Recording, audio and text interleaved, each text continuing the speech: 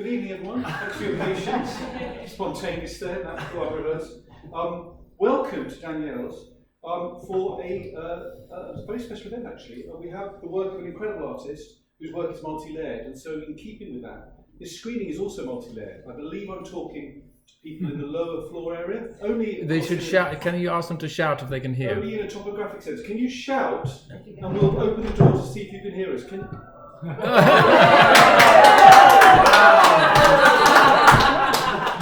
it's all connected. Say rude things. The mob is here. The mob is at the door. Only, of course, on the lower floor in a totally topographic sense. It's a great welcome to you down there as well. However many you will be, of course, clearly vocal. My name is Gareth Evans. It's a plesure to introduce this screening to be in conversation very shortly afterwards with the wonderful Oona Grimes. More on the work very shortly from Oona herself after the screening of Horsepolish. Now, I've realised that I'm known a little bit in tiny circles for the length of an introduction. But I've realised now, given that we're on a short film series, that I should tailor my introductions to the length of the film, and certainly not extend them beyond the running time of the actual said work. So I will stop now, except to welcome you all again. Thank you very much for coming. Huge thanks to Danielle and Nick, of course, as always, for putting on such wonderful events and supporting such great artists. Thanks to everyone downstairs. Now let's watch Horsepolish, and before we do that, I would just like to draw your attention to the fact that Oona will be immediately speaking afterwards, and then I'll be in conversation with her. We'll have some questions, and we'll somehow find a way to bring in the lower orders, shall we call them, to shout their questions up the stairs, or to send a messenger amongst themselves with questions written or spoken in about 25 minutes or something. Okay, thank you very much. Please now enjoy Horsepolish.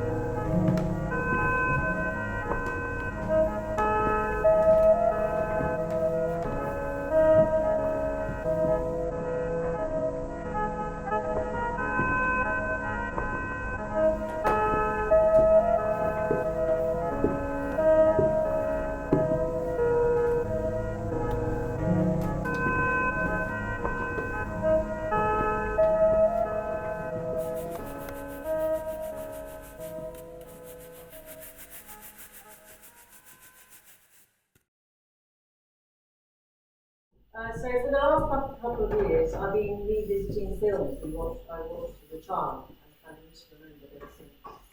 All-nighters our mum took us to the Electric Cinema, where Fellini and the Marx Brothers danced into an 8-year-old dreams.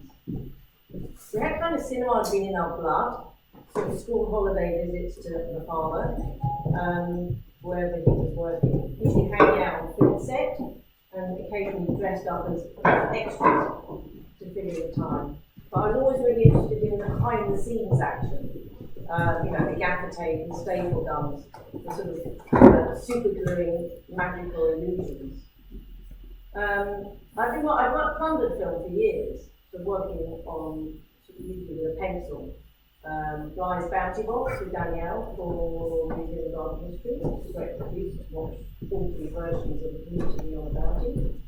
For Kurosawa's Regiment, for Love Story, a show curated by Ellen Livingston, which was also shown here. Houston's Freud, for the Freud Museum, etc., etc. But it wasn't until I got a 6-month residency at the British School of Rome that I could finally drown in all the archives and the locations, still occupied by those similar casts.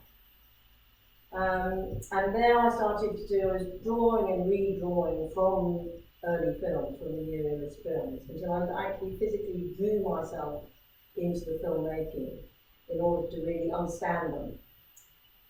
So we started shooting with Tony Bizzoni on an iPhone, just enacting particular vignettes from specific scenes over and over again in order to understand them. Repeating the actions like a child learning their times tables. So in the 6 months we made a couple of shorts, sort of specific vignettes which were nicked from Sica and Zavattini, Fellini, Pasolini, Rossellini. Very short and all shot in like 1 or 2 days because the cinematographer was only allowed to visit for a weekend. and then back in the UK, still riding on the Italian wave, Anthony Malinowski, who's here somewhere, introduced me to the Raleigh School Museum and the amazing director Erica Davis. And we were invited to make a piece of work for what was to be the last exhibition before the museum was closed for renovation. And it was an incredible opportunity to sort of work in this bizarre sort of 3-staircase, almost Piranesi-esque building, which wasn't similar, but did have some sort of essence of the prison in the original Shusha. And this was like meant to be a message from above, because it had been Dr. Barnardo's school for street kids, where they were educated and fed and trained in domestic service and, guess what, shoe-shining. So when I first reckoned, Jeff had even found an old Victorian shoe in the furnace, didn't he?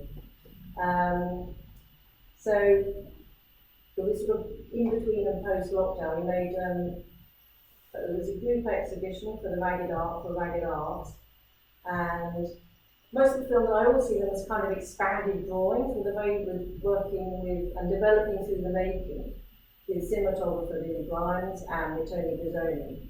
But this was just a bit of a step up because we shot on Super 16 and digital, which involved all the necessary kit and masterfully edited by Lucy Harris, and with extraordinary magical music and sound by Joan Filer, and of course starring a horse. So that was a little bit of a step up. Well, Oona, thanks very much. I think that was great. Drinks downstairs. That's pretty much covered all these questions. So, where did you grow up? And, Why? No, I mean, let's go. Thank you very much for that. Let's go all the way back because, of course, you watched these films, but also your father, of course, was drawing and storyboarding some of the great films of the last century. And so the drawing of cinema is inherent within cinema itself, even before you expand your drawing out into film. So I just wondered if you could give us alongside the cinema visits, the sense of how film sat in the family dynamic and the kind of mood of your growing up, what you thought it was when you first encountered it, obviously in terms of his work, but also, whether there was, a seed planted of a creative possibility there, or was it just more the joy and the shock and the pleasure of the encounter with cinema, which we, hopefully all have had at some point? Well, my mum was very much a filmaholic, although she wasn't involved herself. She would take us obsessively to films. Right. All the alternative, and we lived in Portobello, so we had the rather offbeat electric cinema, occupied for all sorts of reasons other than watching film. And my granny would take us at weekends to all the straight films, so we'd go to Sound of Music and Mary Poppins and all the Poppins films. So there was a huge submerging in the sort of narrative of filmmaking. And Steve wasn't actually around very much as a child, but he was there doing the storyboards. And we would draw on the back of his storyboards when we were very little. So that idea of narrative and a visual that was other than paint, visual narrative seen through the lens, was very much part of our background. Yeah. I mean, I do love the idea that had the storyboard been flipped over on set and a whole new vision created for that particular work based on this incredible new drawing, which could have directed cinema in who knows what direction. There's a thought, another what if perhaps. No, thank you very much. Next time round, right, exactly. No, I mean, very interesting to then ask in a way, I mean, inevitably, given all this cinema, why did you not move into filmmaking earlier? Either cinema or in an artistic practice until much more recently? I remember being 7 and being on a film set and thinking, allowed to myself. I don't want anything to do with this huge palaver. All you do is hang around and wait in the rain for hours and hours and hours. And then you do the same thing over and over again. And my favourite place was drawing on the floor in my bedroom, on my own. So there was and no reading books under the blankets. So there was I had no desire for collaboration, and for that whole, and it actually filled me with horror. It was like, you had to know what you were going to do before you did it.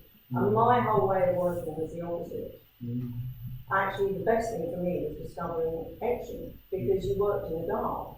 And although there were parallels with process and revealing something that was discovered very much through the making, and that's why it took me so long. And also, I went, that's, a family thing. I don't want anything to do with that. Exactly. It's quite natural. You see a lot of people's children come full circle after many decades, depending on something slightly similar. That they denied they were ever going to have anything to do. Absolutely. I mean, I do love the idea of that scene, age 7, silence on set until then, of course, what a nonsense this all is. Yes, John Hurt was being hanged, I was, Just another day. Just another day, school holidays. Exactly. I mean, it is interesting, isn't it? Because you did say, obviously, and we'll talk about this in a minute, but the idea of drawing as a form of kind of cinema, in kind of in waiting, should we say? But do you think? I mean, you went to Rome, of course, and you love Italian cinema, and is this whole project that we are now currently talking about, based entirely on the key that was turned in Rome? Had you got to a residency, I don't know, in Oslo? I mean, I love Norwegian cinema. The little that I know about. I'd be an ice skater now. Well, you'd be an ice skater now, right? I mean, or that snow trekking that they do. Yeah, it's fascinating. I mean, it's great, right? But I mean, it is fascinating, isn't it? Yeah. And so Norwegian cinema, of course, not so well known to us. I just picked Norway at random, but Rome, of course, unlocked all sorts of things, the Cinecittà and everything else. But there is another what if. There are lots of what ifs already. There are 3, I think, so far. The what if you hadn't gone to Rome? I mean, would you have made any of these films? Would they have come inevitably at some point? Yeah, this I can't answer, because there were films that I've known, and there were very specific films that I loved from very, very young. One of my most particular films, like The This with the children, the mixed with documentary and fantasy. They were in my gut, and that was what I wanted to go to Rome to learn more about and discover. That's why my proposal was very much about researching that era of filmmaking. I didn't apply to Norwegian. That's why I didn't get it. I mean, the British School of Oslo is, of course, a building that's waiting to be opened, I think, actually, at this point. No, so you were there. Waiting for British Council. Yeah, which isn't happening anytime soon, I don't think. So, enough about funding, although there is an interesting conversation to be had about funding, given the nature you have to make things in advance for a filmmaker, and then get the payment for them. Industrially, but we're not talking about that, we're talking about an artist practice, which is much more interesting. And so you had this encounter with Rome. You wandered around the studio set, I guess you imagine, you hit the archive. And then you started these exercises, should we say, often choreographic and spatial exercises, which we've shown in different contexts, the Sweden Ball, for example. And those gave you the confidence to build obviously towards this, but just to inhabit that new language, which you obviously been surrounded by and sketched out quite literally in some ways. When did you find, because they have a very distinctive style straight away. I mean, the ones that's been shown publicly, I don't know how long you were working before you started exhibiting them, but they really do have your stamp on them very, very early on. When did you find that kind of that way of working? It was just an instinctive way of working. As I was saying, nothing was pre-planned or conscious. It was literally, I was actually making the movement in order to draw particular images and scenes.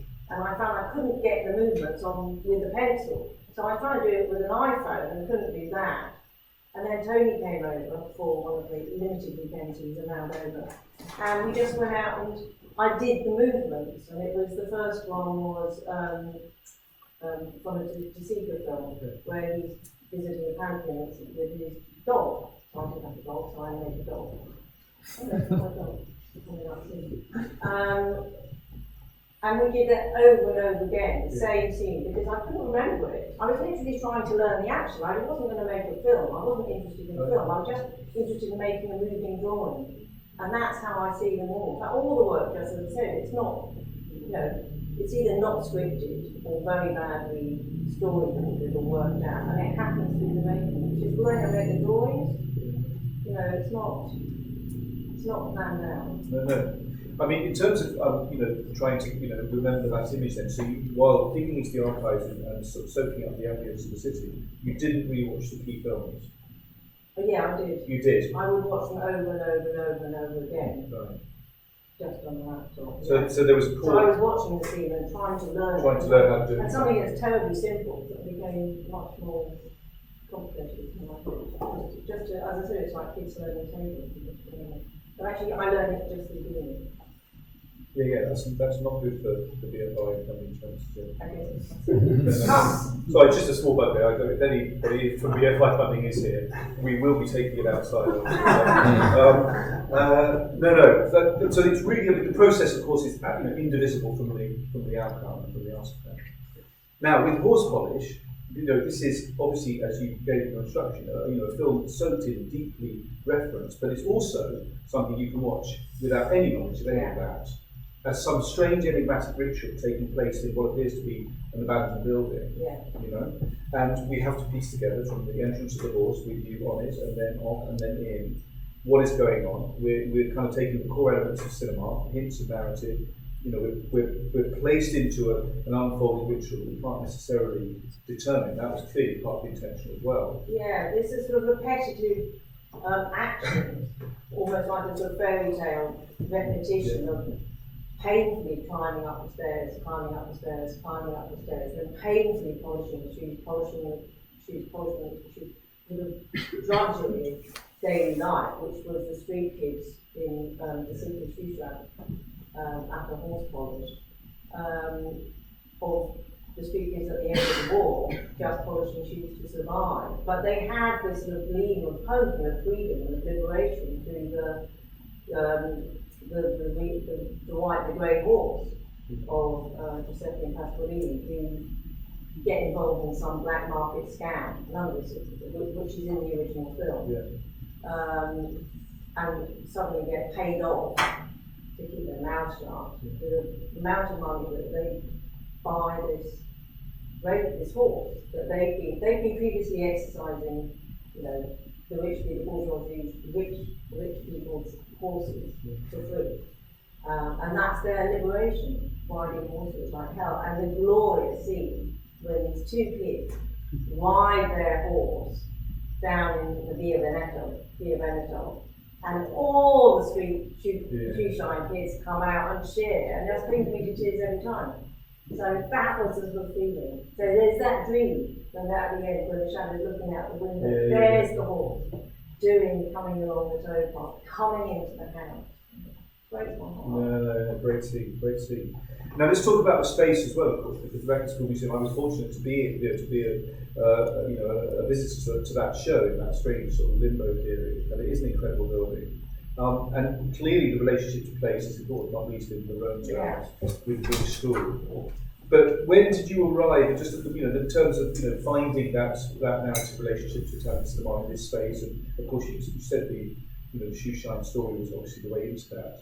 But when did you decide to freeze the narrative at that point? Because of course the horse was there with you. You could have left with the horse theoretically, but you never wanted to do that. When did I decide? Well, I mean, the horse comes in, but we don't see it leave, of course. With you as the stand-in, if you like. But there was always going to be the case that you would never leave with the horse. No, it was the idea it was on a loop, so there's this endless trajectory, and then it returns to the horse coming in through the building. So there's that continual dream, the cyclical nature of it. That's important to say, actually, because of course it was the response to it. Yeah. No, we are showing it again, are we showing it again? Yeah, we'll show it again, later. Yeah. On a loop. On a loop, yes. We can show it on the loop, so we can experience that perennial sense of freedom and then despair. Freedom, despair. As we're experiencing now, of course, in contemporary Britain, with perhaps a little less of the freedom and more of the despair. So now you've made Horsepolish, which is of course a significant advance. Beautifully shot, brilliantly scored, as you say, great team on board. What is the sense now, filmically, where you are heading, if you are heading towards a particular production? Well, I've been going period, so I've been working on a lot of drawings and small pieces, but at the moment I'm actually in the middle of working on a new film, a short film, a miracle film, which is being part of and being putting together a show next year of miracles set in Little Walsingham in Norfolk. So I've already been working on this, but this is a new film introducing Lewis Carroll to passive English. And it's called Wool Water. And but we won't see it yet. We'll see it a little bit, shall we? At the by end. a miracle, at the end, we actually have a few clips. Yeah, You do have a but few we're not going to clips. see it yet. We'll We'll hold that We're not thought. going to hold that on. Because Little Walsingham is a pilgrimage site, It isn't is a pilgrimage site. On the So it's very much a pilgrimage and miracle pilgrimage. When is that? Just so we don't forget the May mystery. the 25th? May the 25th. You can't say you didn't know. May the 25th. Only 6 months' notice. Only 6 months notice, but I'm very slow at making films. No, that's good to know. Isn't it? And it's a very short film, but I'm still even slower. Walsingham. Same team with you on that one? Well, I'm working mainly with a marvellous cinematographer, David Lyons, and Tony Tony has been in great support, Brilliant. and we've been working soon. I mean, beautiful. I mean, I have to say, you can always test the quality of the cinematography on the luminosity of the banister area. I mean, that's how I measure most films. And I would say That's that is a one of the... speciality. No, absolutely. What a great banister. We have no banisters in the world. Yeah, there's an incredible banister in the back of school. I mean, that's the light that takes us up, right? And you just follow that all the way up. I'm not joking. Some people think that... polish it beforehand? Polish it beforehand. Yeah. Banister polish is perhaps a companion piece. It's the next piece coming up. Exactly. Written by Gareth. Yeah. And made and exhibited solely by me, to me, in a private screening area. Let's have some questions from you. And, of course, from downstairs, if you're still with us down there and haven't raided the freezer and the fridge and the drinks area, do send up a question, either by Send a messenger, yeah. or on paper. It'd be nice to hear from the other space. Very many from the They're murmuring. They're murmuring. They're drawing lots, I think. It's quite interesting if they To just see leave her a who- message. So questions from I here. just happen to have one here. Well, mine's a comment. I've seen it several times before. I've seen it on the loop.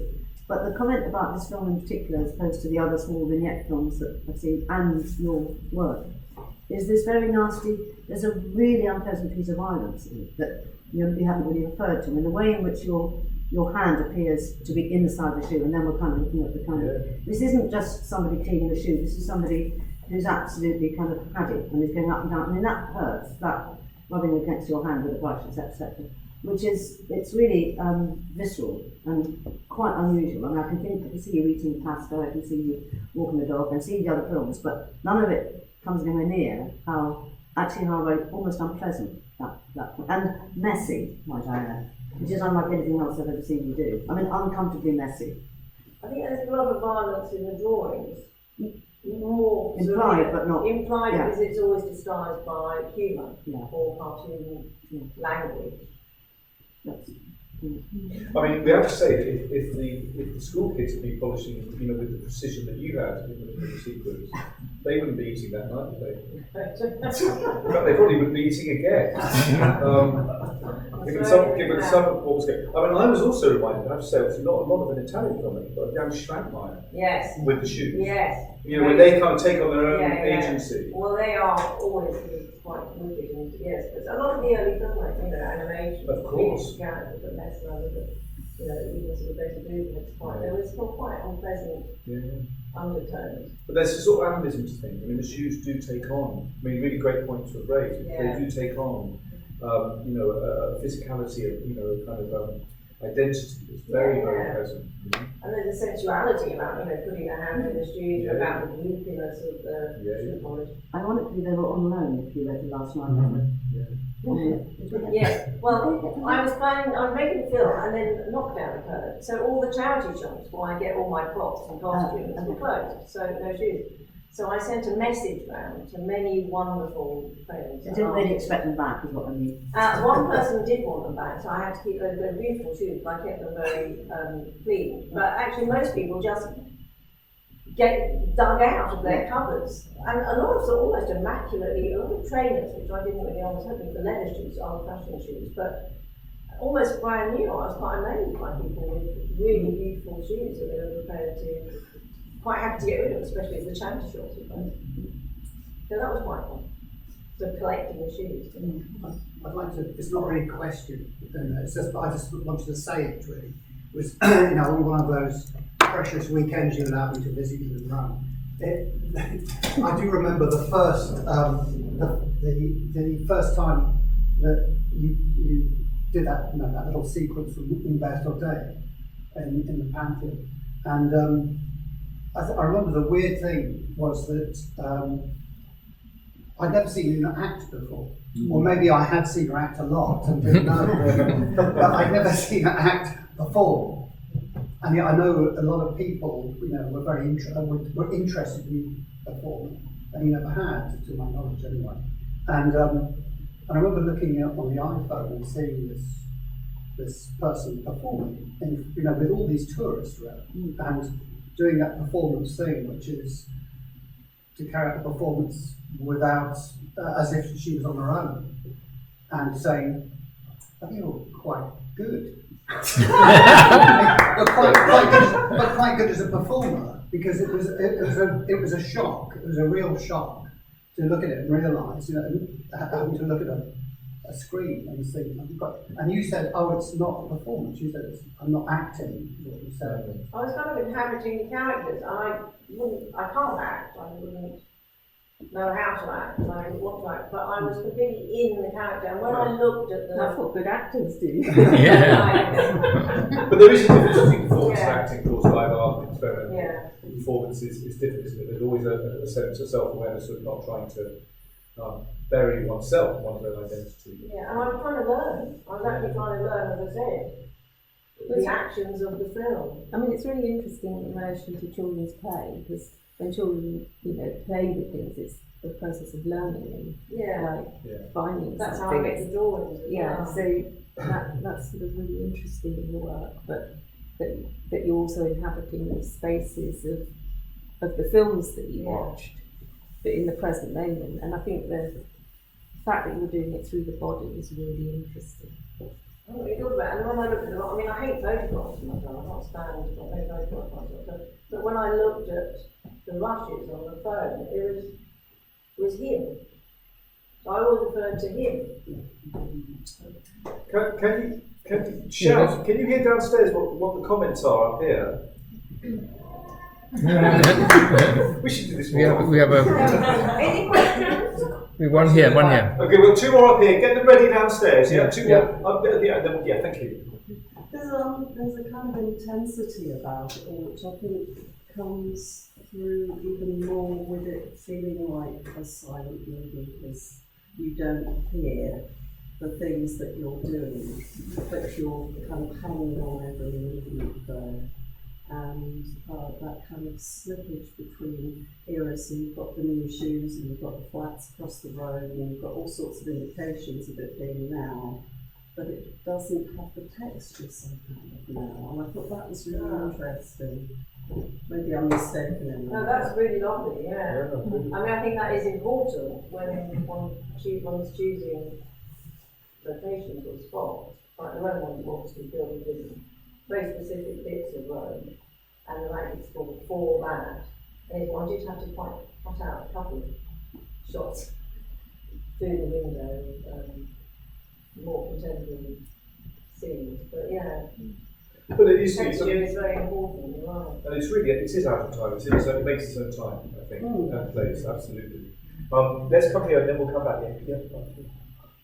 Yeah. I was really interested in the introduction of performing a character, because I've always understood your drawings to be characters performing, and one of those characters I've always understood as you.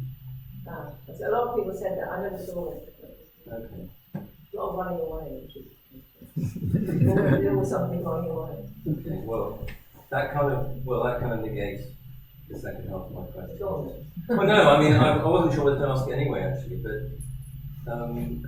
I just wanted to ask about the different approach to narrative in these films in relation to the narrative, the implied narrative. Yeah. That is implication. But it's quite a strong implication in the work. It has been. Yeah, I'm not sure. I mean, with the films, I'm drawing from somebody else's narrative. Mm-hmm. And in the drawings, I'm conjuring my own narrative. Yeah. And the relation between those two? Is there anything you'd like to say about that? Okay. Well, I just like to register my interest in that relation. When you found out, yes, yeah, when you. Have a better understanding of it. We have an analysis developing. Hmm. Thank you very No, much. it's a friend and a fellow artist. We've Yeah. had this we conversation. were- I remember our very first conversations about it, so it's really great to see. To be continued. Yeah, to be continued. Great. Brilliant, thank you. Yes, please, yeah. It's following on from what Tony said and Mark said on Kate, that your face is absolutely crucial to this film, and if it had been a different person performing, it wouldn't have been the same. I mean, you have an extraordinary face that is outside of time, and the hair. Well, because the kids are about 9, so it has to be enough. Thank you. You're just one of those people that the camera loves, and you know. Lovely camera. Yeah, That doesn't matter, the camera obviously loves you. Yeah. Thank you, Helen. Yeah, great. Anyone downstairs who's got something to say for themselves? They drank all the wine and they ate all the food, and now they're lying on the floor. I just wanted to add an anecdote really, because our granny used to work in the cherry blossom shoe factory. It's very important. Really? In fact, if you notice, there's a glimpse of the main character plucking a pair of cherries out of the shoe polish, and that was longer, and I bought cherries specifically to bring to the scene. And in fact, in Jenny Lomax's text that she wrote for the Ragged Arts and for the Ragged School Museum press release, I talked to her about going to visit our granny at the weekends, picking her up from the cherry blossom factory. And the countless tins of cherry blossom shoe polish that we had at home, the new invention. Were you Cataracts. operating? Yeah, I'm operating. So Yeah, no, just that was very important, yeah. And also, our mum was a very mum-like, and we always had to do our own washing, wash our own white socks now. But I particularly remember having to whiten our lips. Whiten the lips on, yes. White stuff. Absolutely, yeah. Well, it all goes in and it comes out left and right, isn't it? Yeah. Fantastic. I've come up from downstairs because I don't think you could hear us down there. No. Really? We can hear you shouting. Yes. We hear you shouting, but And we yeah. did shout. Thank you. Thank you for doing that. Anyway, it's just an observation. What I was watching the film, I think was progressive. The one thing I thought was I was looking into a highly polished boot. You know, the quality of the film was like all that struggle and this polish and beauty was coming out of the action. But I then thought about a thing that, again, it's just an observation, that the whole thing was about rejuvenation. And there's this climb, you know, the fairy tale arrival, the climbing of the stairs to a higher place, and then this struggle. And I think somebody up here mentioned the pain. And that pain seemed to be the energy that was going into somehow trying to rejuvenate something. And I'd like to ask you, what was you rejuvenating? Well, thank you, John. I think that's a really nice thing to say, because it was about, again, the labour, the repetitive chores, the endlessness and the dreariness of going up the stairs to work, going up the stairs to work, going up the stairs to work, polishing the shoes. But the horse was the dream of the escape. So the original film is about the two street kids who polished the GI's shoes to survive. And as I said, they get involved in some black market scam, and their dream is to own this horse. and through the black market scam, they get the money to buy the horse, and that's their freedom. But of course, it all turns horribly bad, and they end up they land in this quite an amazing. I was asking James about it earlier. Pyrenees-esque prison, which was actually reconstructed in the studios from the original prison, which was still near Fortaleza, I think. Yeah. And then again it goes disastrously wrong. There's a brilliant scene where all the kids are in the prison, and for their day treat, monthly treat, they're watching this cafe news on a projector. And we also used, when we were kids, we used to get dumped at Victoria Station waiting for the train to Brighton, and we'd watch Cafe News on a loop. They're watching it, and then somehow the film catches fire, and there's this brilliant scene in the prison, isn't there, of the projector. So back to film, back to analog film. The whole place burst on fire, and some of the kids break out, and they try and get back to find the horse, which is the release, the dream, the end of the tragedy. But again, even that goes disastrously wrong. You have to see the original film to find out what happens. It does not have a nice ending. Thank you, Tom. Yes, well, I've seen the film before, and it was, you know, how when you see it from second or third time, you see more and more in it. And this time I was struck by how the main action with the shoes became more and more obsessive and manic. Yeah. Almost. You said like a revenge. Yeah. So, yes, and it felt like almost that person could be someone in a assignment. Was that part of your thinking, or did it? Very much, yeah. And the building is so, again, sort of curious and attractive, but also quite oppressive. I mean, really beautiful. I'm waiting to see what happens in the restoration, which I think will be wonderful. But the oppressiveness of the actions and of the location as well. But that building is hopeful compared to the prisons that you were about to. Yeah. I mean, in its history, You know, it was actually quite, extraordinary, I suppose. Yeah. We wouldn't like it, but at the time, it would have been progressive. Absolutely. And there was always hope there. Barnardo, for all his questioning faults, he was giving his children onto the road. Yeah. What is the restoration promising? We're going to wait and see. We're going to go and see it this week. There's a very pre-opening. I mean, the promise is quite soon then. I mean, for the rest of us. I'm not sure. See Anthony Malinowski afterwards for more information. Anything you would like to share with us? Not at the moment. I don't know. We're hoping the building will be finished soon, and then we shall embark on more amazing projects. I mean, they're promising to keep a lot of history, aren't they? They want to keep a lot of history as it is. Yes, absolutely. Clean it out too much. Yeah. Well, good luck. I really hope looking forward to that. Last call for questions. I think I have no idea what time it is, but I think we're probably sort of in our time zone, aren't we? Pretty good, yeah. Any more thoughts from upstairs or downstairs? Tom, do you want to go back down again and see if they've got anything else to say? And then maybe send someone else up? They've all come back up. They've all come back up. No, stay with us. Don't come back. Stay with us. Should we open the door again and just see? Anything from downstairs to add? No. No. So we do have a very few clips from up and coming. I think the Up and coming. downstairs is that the seats are very, very comfortable. They've got the wine downstairs. And they got the wine, They're exactly. settling in, I think. Yeah. Do you want to show that? Yeah. We're going to show the clip. Yes, we're going to show the clip. Anything you want to say, set it up at all before? Or should we just dive through it? No, it's only a couple of clips. It's like a pre-trailer of coming soon, Wool and Water,